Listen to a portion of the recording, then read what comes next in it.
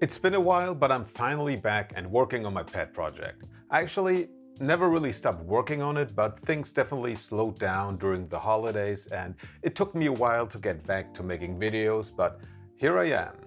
If you can't remember what I was working on, I was exploring isometric views and building a scrolling map, but there was a hitch in the scrolling and I also pointed out some potential redrawing problems. The week before Christmas, I was still trying to optimize it, but it didn't get much better.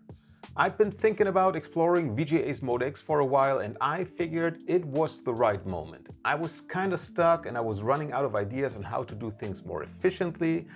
So maybe the problem wasn't me, but limitations of Mode 19. But who am I kidding? The problem's always sitting in front of the computer. But looking at the nice things Mode X offers, full video memory access, hardware scrolling, page flipping, ledge copies, I definitely wanted to give it a try. So I sat down with this book and read everything about Mode X and gained about a pound of muscle in my arms just from holding it. And every time my arms got sore, I switched to coding and tried out what I had learned.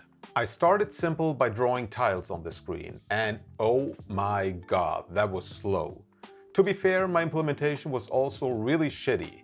I was drawing individual pixels and that's rarely a good idea, but in Mode X it's probably the dumbest thing you can do. So I tried ledge copies next, which is basically copying directly from one location in video memory to another. And this allows you to copy 4 pixels in one operation. No plane switching needed, and yes, that was a lot faster. I then played around with hardware scrolling and as you can see, it's buttery smooth. Which you can't really see because apparently my capture card can't capture it. But believe me, on a real machine with a CRT it looks great. The problem is, it's just a static image that gets moved across the screen over and over again. But video games aren't just static images, you have to redraw things. And the worst case is that you have to redraw everything, which is what I'm doing here, directly on the screen, which doesn't look that great. But hey, there's still so much video memory left, let's do page flipping. Looks better, but it's got a hitch. I tried some more things, but this is basically as good as it got. So by the end of the week it felt like I'd built something that was just more complicated without actually improving anything, but that turned out to be the wrong assumption. To scroll in Mode 19 I had to shove 64K of data from system memory to video memory every frame. In Mode X, I could scroll an entire virtual screen just by setting the video memory offset and the PAL panning register. I only had to update the map when I reached the end of the virtual screen, which took too long and caused a hitch, but still, the scrolling itself was faster. However, this was just a very simple demo. A flat map, no player, no enemy AI, no nothing. So there was still a lot of work waiting for me. But since the holidays were coming up, I took a little break. I did all the eating and seeing family stuff, and then my wife and I fled the big city to escape all the New Year's Eve craziness, and during that time I didn't write much code. I was mostly researching. I had 2 questions on my mind. 1. How well did isometric games actually run on the 386? My memory is pretty terrible, so the only thing I remember is that I played games like that, but not how well they ran. And 2, assuming they ran well, how did they do it? The game I remembered best was Syndicate. So I downloaded a copy, fired it up, and yeah, it ran pretty well. So that answer came quickly. But how did they do it? Unfortunately, the source code hasn't been released, but I found the FreeSynth project, which is an open source implementation based on the data files of the original game. So I started digging into their implementation and found out they really don't give a shit about rendering optimization. They just redraw everything every frame, which is, I guess, a valid strategy if your computer is fast enough to do that, but I don't have that luxury. I also found Syndicate.js, which renders Syndicate's maps in the browser, and they're basically doing the same thing. Full re-renders. And just for reference, on my MacBook it renders an entire screen in 2 milliseconds. And that screen is also bigger than the original game. So all these discoveries didn't help me improve rendering speed at all, but reading Lib Syndicate's documentation gave me an idea how the data was structured, which was interesting but also not immediately helpful. It was more like, okay, so these guys were rendering maps with up to 15 layers in 1993.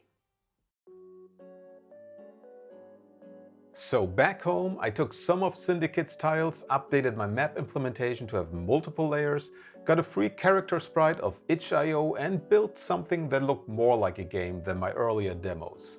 I just cranked it out, and as you can see, there are many glitches, but the biggest problem was that it was way too slow. I suspected that transparency was the main culprit, and because of the diamond-shaped tiles, there was a lot of transparency to deal with. So I built another version using square tiles without any transparency. Switching to top-down was kinda my plan B if I couldn't make the isometric view happen, but damn, even the top-down demo was awfully slow. Apparently, I wasn't just doing it wrong, I was doing it really wrong. So I did what I should have done, I guess, all along and got some numbers, but those numbers weren't exactly a revelation. They only confirmed what I already knew. Rendering took way too long. Time to do something about it. I isolated the drawing process and built a benchmark program to compare different implementations.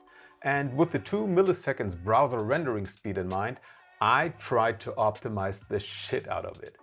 I ended up rewriting the code in assembly, and when I was done, I squeezed out a few more cycles by optimizing it, and then I said, fuck it, let's unroll the loops. Maybe some assembly wizard could make it even faster, but that's the fastest I could get it, and I think it's pretty neat. And looking at the numbers, it's really no surprise that the original version didn't perform that well. That was definitely an aha moment. In mode 19, I got a decent performance with very little assembly code.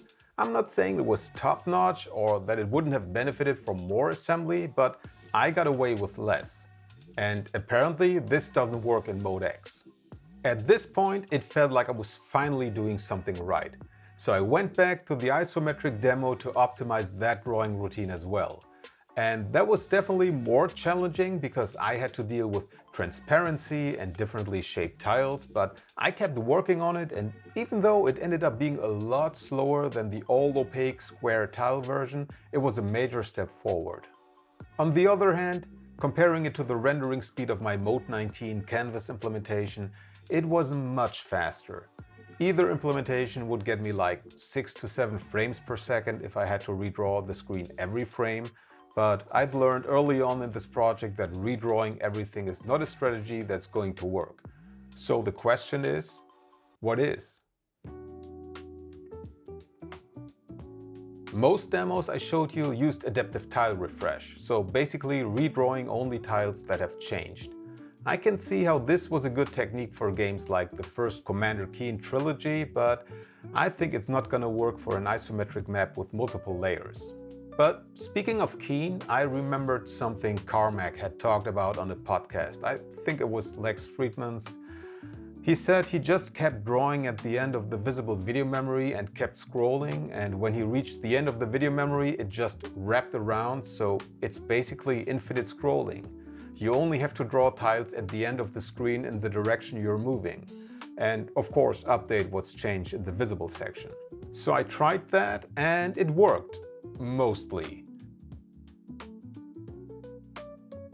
As you can see, it works pretty well when there's only one layer, and it's still good with a few extra tiles, but at some point the hitch comes back.